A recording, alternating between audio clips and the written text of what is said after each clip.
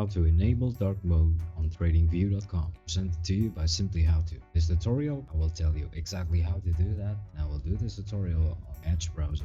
On my Brave browser, but you can always do so on your favorite browsers or favorite OS. So without further ado, for contents and tutorials like this, please make sure that you subscribe to the channel, okay?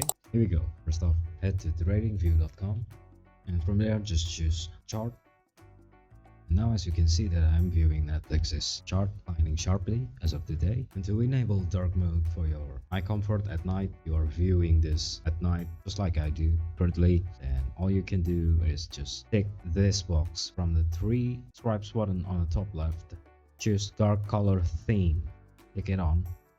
And now as TradingView.com has already activated its dark mode for your viewing for pleasure at night. It's exactly how you enable dark mode on your TradingView.com.